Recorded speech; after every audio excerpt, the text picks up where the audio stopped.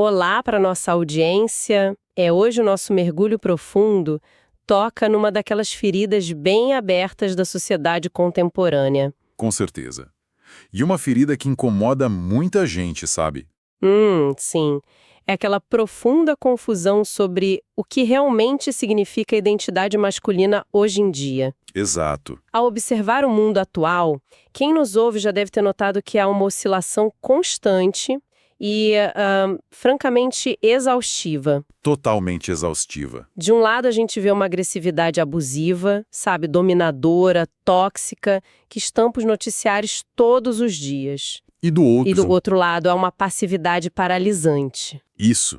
Uma fraqueza que impede a ação e deixa muita gente estagnada na vida. E a grande questão é por que parece tão difícil encontrar um meio termo sólido, né? É uma excelente pergunta.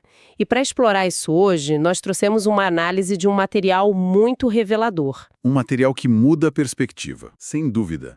A nossa exploração de hoje se baseia no aclamado livro Rei, Guerreiro, Mago, Amante, dos autores Robert Moore e Douglas Gillette. E junto com o livro, nós vamos dissecar aquela estrutura analítica chamada de um masculino maduro. Exatamente.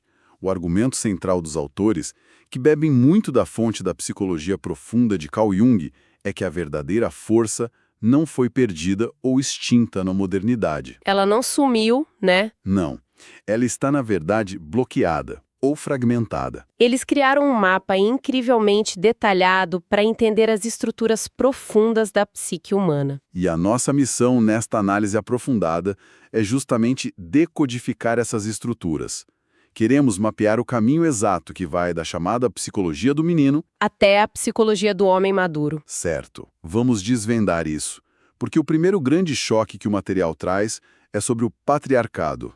Esse ponto é crucial. E aqui é fundamental mantermos total imparcialidade em relação ao texto original.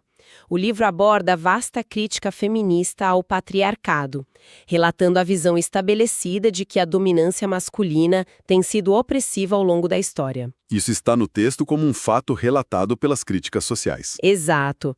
Mas aí os autores apresentam uma tese que vira o jogo. Eles dizem que o patriarca, psicologicamente falando, não é expressão da masculinidade madura e enraizada. Essa é a grande virada de chave da obra. O patriarcado é descrito por eles como a expressão máxima da imaturidade dominada pelo medo. Pelo medo. Eu fiquei muito surpresa com essa definição. É fascinante. É essencialmente a psicologia do menino assustado. Aquele menino que, por ter pavor da própria vulnerabilidade, tenta dominar o mundo ao redor dele. Ele tenta controlar tudo. Sim, ele teme as mulheres, teme outros homens e, em última instância, ele teme a própria vida.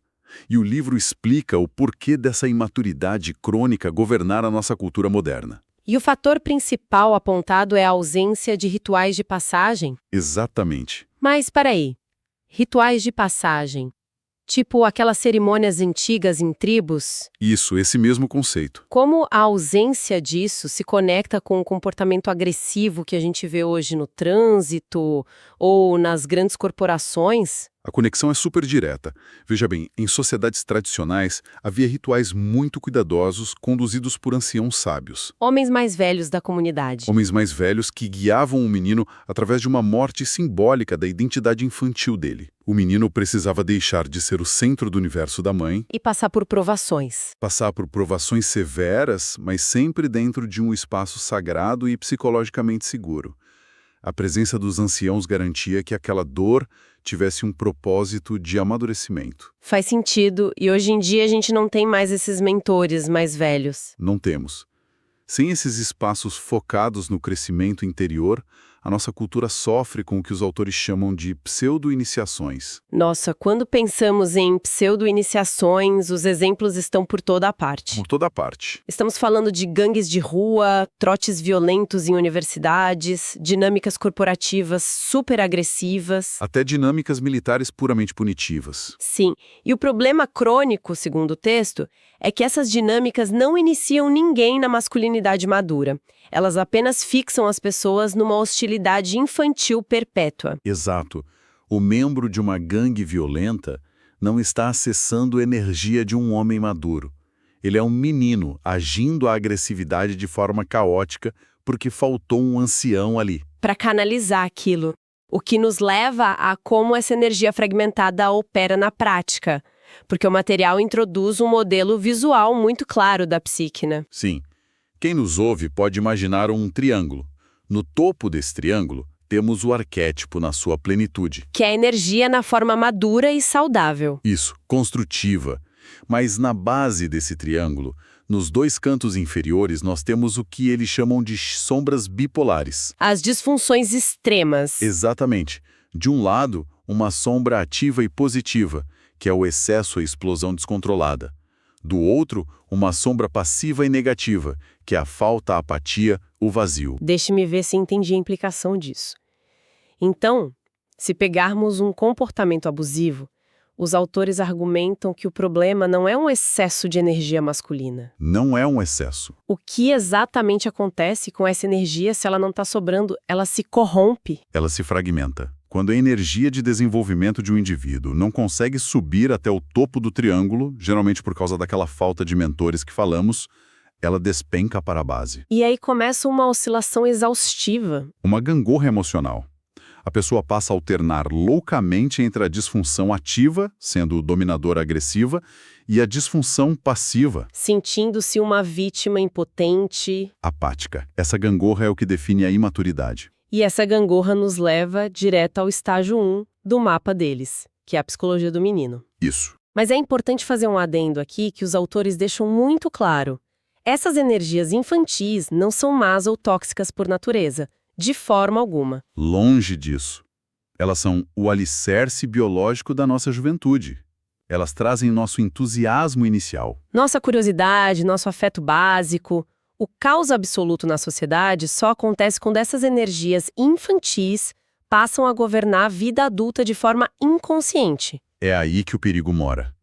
O livro lista 4 arquétipos imaturos que precedem a fase adulta. Para contextualizar nossa audiência, o título original do livro já menciona as 4 energias adultas: o rei, o guerreiro, o mago e o amante. E vale lembrar que o mago rege o intelecto e a maestria técnica, enquanto o amante rege as emoções, a empatia e a conexão com a vida. Mas hoje nós vamos focar em mergulhar mais fundo nas 2 fundações estruturais, que são as origens do rei e do guerreiro. Perfeito. E todas elas começam na infância.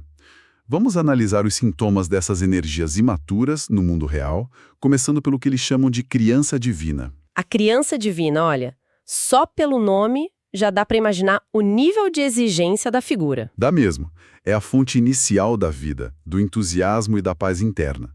É a energia biológica que faz o bebê se sentir legitimamente o centro do universo. Merecedor de toda a atenção no mundo. E de todo cuidado. O problema é quando o corpo envelhece, mas a psique estaciona nessa fase. Se essa energia cai nas sombras lá da base do triângulo, o que acontece? Do lado ativo, surge o tirano do cadeirão.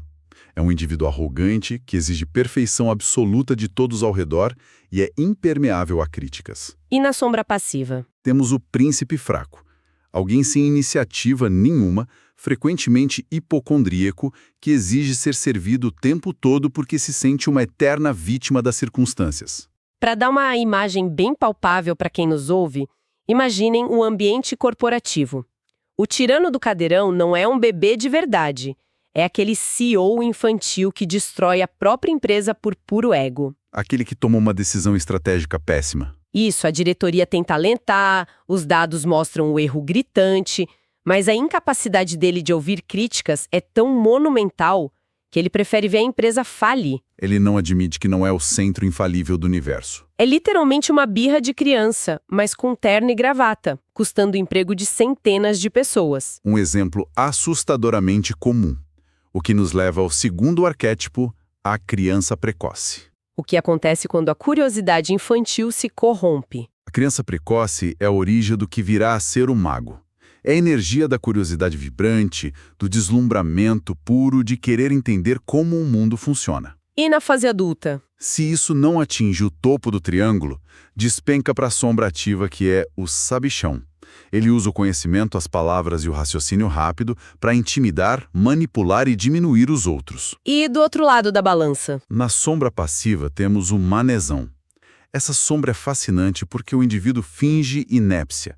Ele esconde a própria inteligência ativamente. Ele se faz de bobo puramente para evitar qualquer tipo de responsabilidade no mundo real. Exatamente isso. A nossa audiência com certeza já esbarrou em um sabichão.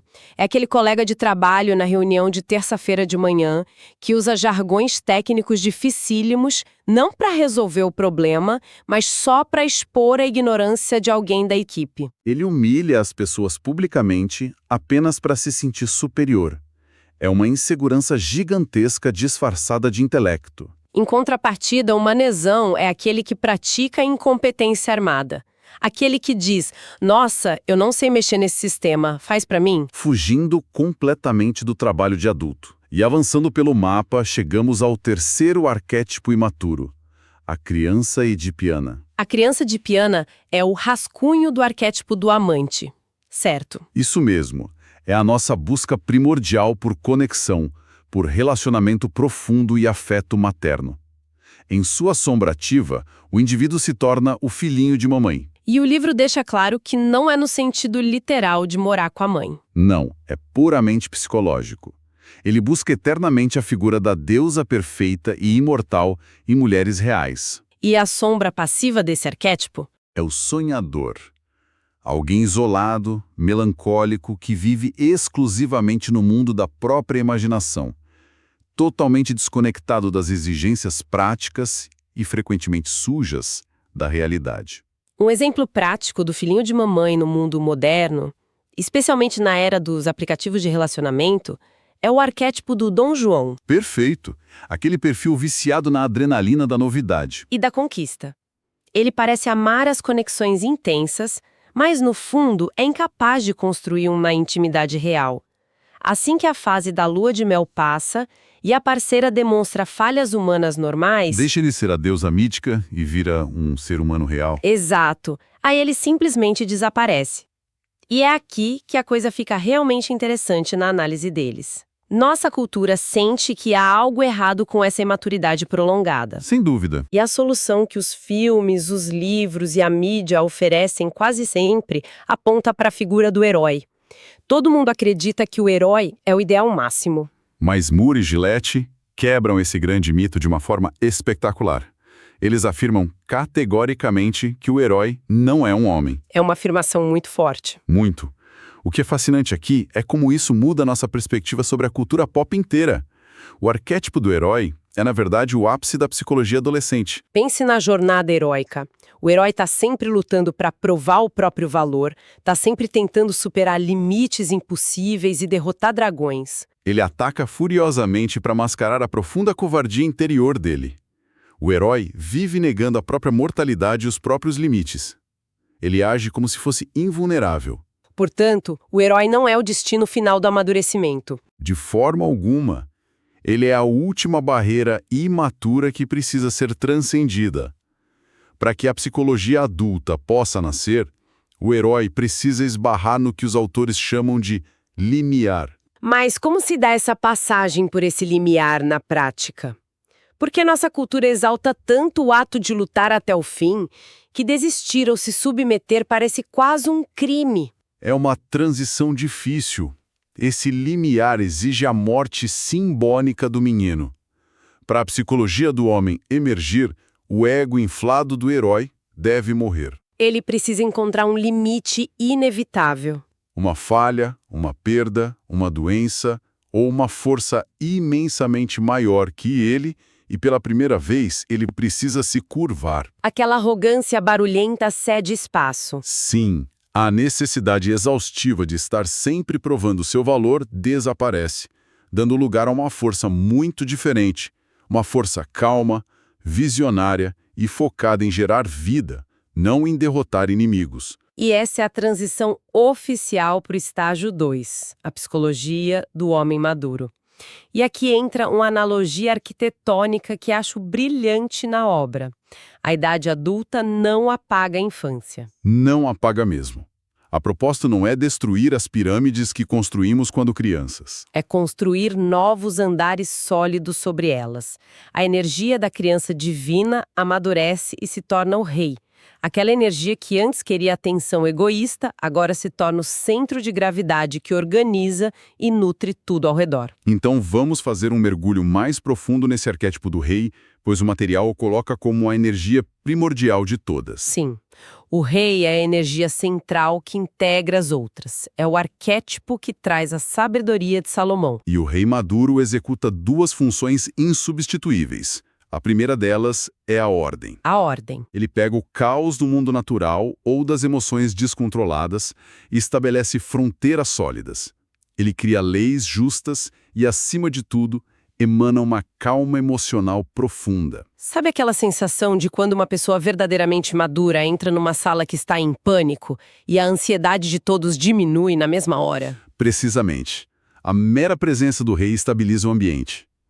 A segunda função, que é tão importante quanto a primeira, é a bênção. E como funciona essa bênção? Nos mitos antigos, a vitalidade do rei estava ligada à fertilidade da terra. Em termos psicológicos modernos, o rei maduro é aquele que nota, honra e promove ativamente os talentos dos mais jovens. Ou dos subordinados dele. Exatamente. Ele não sente inveja do brilho alheio. O propósito máximo dele é ver o reino prosperar. Ele se realiza quando a equipe ou os filhos brilham, pois o sucesso deles é o maior testamento da liderança dele. Mas, como não somos perfeitos, essa energia também pode falhar tragicamente. E as sombras do rei são devastadoras. A sombra ativa é o tirano. O tirano é paranoico. Ele vê ameaças ao poder dele na competência dos outros, então ele explora e destrói a criatividade de quem está abaixo dele por pura inveja. E a sombra passiva é o fraco, aquele que sofre da síndrome da abdicação. É o líder que cede o reino ao caos porque não tem firmeza moral para sustentar as fronteiras. E o sintoma real disso no dia a dia é muito claro. O tirano é o líder narcisista que rouba o crédito das boas ideias da equipe. E o fraco é o chefe capacho, aquele que não consegue dizer não e deixa o departamento virar uma anarquia completa, onde os mais agressivos devoram os mais quietos. Isso levanta uma questão importantíssima, que os autores batizaram de a regra do guardião. Como alguém acessa essa grandiosidade do arquétipo do rei sem se corromper e virar um tirano? Essa é a armadilha, né?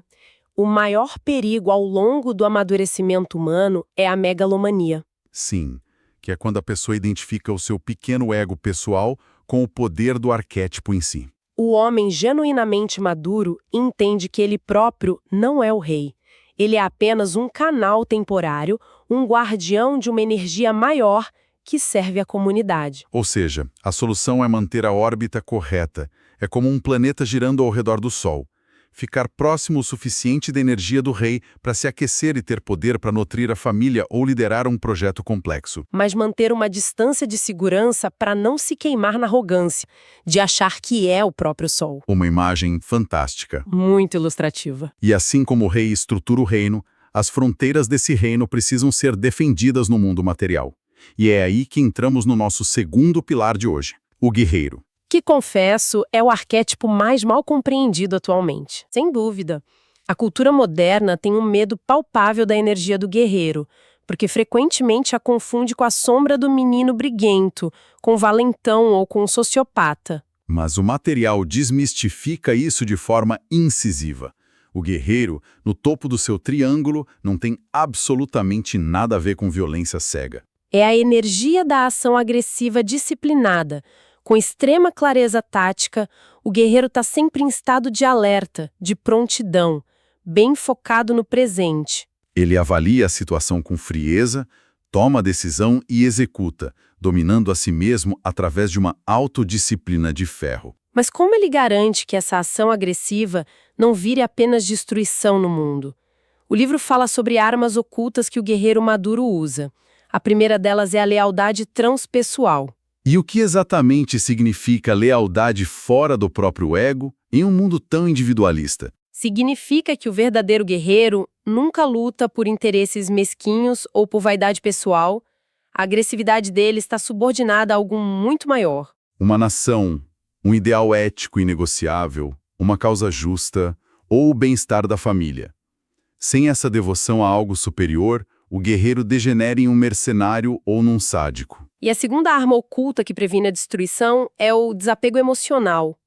Diante do caos ou de uma crise extrema, o guerreiro tem a capacidade psicológica de dar um passo atrás e desligar o pânico. Ele adota a postura mental de não se identificar com o próprio medo.